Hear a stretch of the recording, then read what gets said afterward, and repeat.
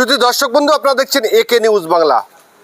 ৭৯ নম্বর পলাশীপাড়া বিধানসভা, সেই জায়গায় এইবারে হুমায়ুন কবিরের দল আম জনতা উন্নয়ন পার্টির প্রার্থী দিয়েছেন। আমার পাশে দাঁড়িয়ে রয়েছেন হায়দার আলী মণ্ডল মহাশয়।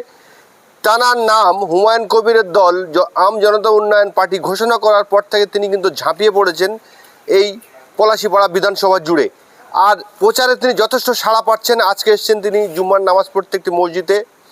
সেই জায়গার জুম্মার নামাজে যারা এসছেন, যারা নামাজ পড়লেন, তারাও সমর্থন করছেন যে আমরা নতুন কিছু চাই, পরিবর্তন চাই।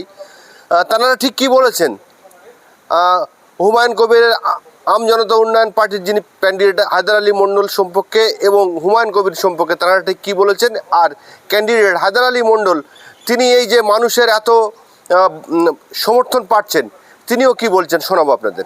পলাশীপাড়ার জনতা উন্নয়ন পার্টির ক্যান্ডিডেট হায়দার সাহেব কি বলবেন এই প্রসঙ্গে? আলহামদুলিল্লাহ, আল্লাহ পাকে লাখ লাখ শুক্রিয়া। উনি আমাদের মাদ্রাসা এবং মসজিদে নামাজ পড়লেন। আল্লাহ রসুল সাল্লাল্লাহু আলাইহি সাল্লাম বলেছেন যে কোনো কাজ করতে গেলে দোয়া নিতে হয়। উনি দোয়া নেওয়ার জন্য আমাদের মাদ্রাসা প্রাঙ্গণে এসেছেন। পলাশীপাড়া বিধানসভা কেন্দ্রের প্রতিটি আওয়াল, বৃদ্ধা, বনিতা, জাতি, ধর্ম নির্বিশেষে সকলের কাছে আমি আবেদন করব, একজন পশ্চিমবঙ্গের বিখ্যাত সমাজসেবী, সমাজের কর্ণধার, বহু ভালো কাজের সঙ্গে যুক্ত আছেন। তিনি আমাদের জনতা উন্নয়ন পার্টি থেকে আমার শ্রদ্ধেয় ভাই হুমায়ুন কবির সাহেব, চেয়ারম্যান জনতা উন্নয়ন পার্টির, তিনি ইনাকে মনোনয়ন করে বা মনোনীত করে পলাশীপাড়া বিধানসভায় পাঠিয়েছেন।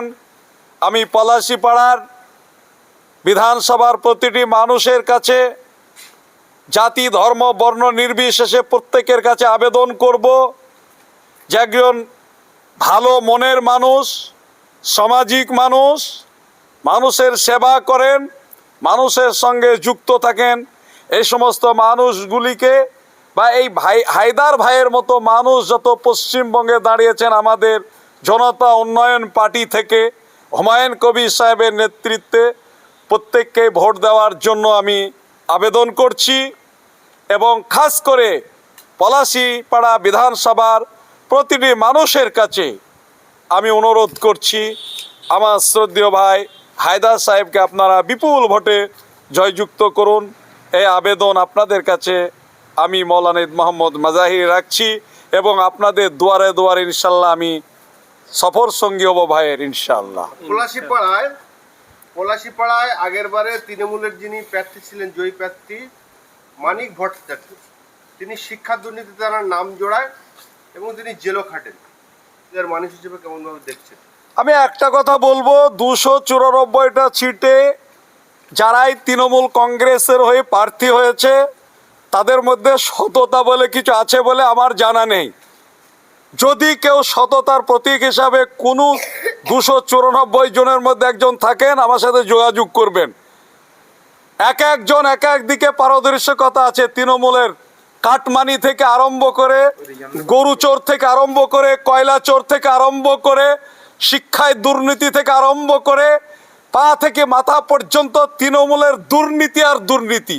সুতরাং এই দলটাকে ভালো করে পশ্চিমবঙ্গের কোনো সম্প্রদায়ের মানুষ নিচ্ছে না এবং নেবে না। এখন শুধু বাঁশি চলবে, বাঁশি, হুমায়ুন কবির সাহেবের বাঁশি চলবে। এই বাঁশির আওয়াজ হচ্ছে মানুষের হৃদয় জুড়িয়ে যাবে। আর বাঁশি ইনশাআল্লাহ পশ্চিমবঙ্গের বুকে প্রচুর সংখ্যক বিধায়ক নিয়ে ইনশাআল্লাহ বিধানসভায় ঢুকবে। উকবানুর রহমান সম্পর্কে আমার কিছু বলার দরকার নেই। আদর্শবান মানুষ নিশ্চয় তিনি নন, আমি জানি। যখন রিজওয়ানুর রহমান ইন্তেকাল হয়েছিল আমি ওর বাড়িতে গিয়েছিলাম, দেখেছি। খুবই জ্ঞানী মানুষ বলে আমরা মনে করি না। এবং চোরের রাজত্ব চলছে।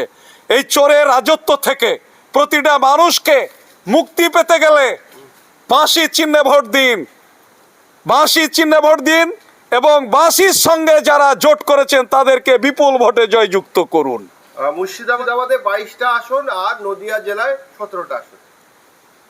এই যে নদিয়া এবং মুর্শিদাবাদ মিলিয়ে যে 37-38টা যে আসন রয়েছে, সেই জায়গায় হুমায়ুন কবিরের দল আম জনতা উন্নয়ন পার্টি কতটা ভালো রেজাল্ট করবে বলে আপনি মনে করেন? 100-এ 100 সব জায়গায় হুমায়ুন কবিরের লোক 1 নম্বরে থাকবে ইনশাআল্লাহ।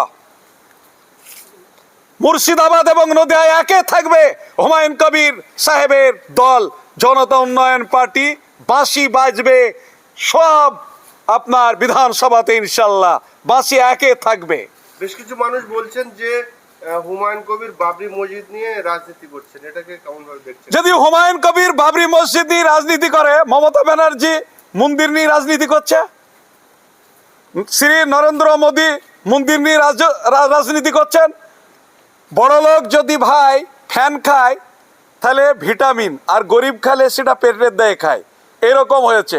মাননীয়া পশ্চিমবঙ্গের বিভিন্ন জায়গায় পুরী জগন্নাথ মন্দির তৈরি করেছেন, তারপরে আপনার এতে শিলিগুড়িতে আপনার কি মন্দির বলে ওটাকে, মহাকাল মন্দির তৈরি করেছেন, রাজারহাটে কলকাতায় তৈরি করেছেন। যেখানে শিল্প হওয়ার দরকার ছিল, মাননীয় সেখানে মন্দিরে ভরপুর করে দিয়েছেন। পশ্চিমবঙ্গে শিক্ষায় দুর্নীতি, মন্দির, আমাদের ধর্ম নিয়ে আমরা রাজনীতি করি না, তবে মসজিদ মাদ্রাসা এগুলি ব্যক্তিগত টাকাতে তৈরি করতে হয়।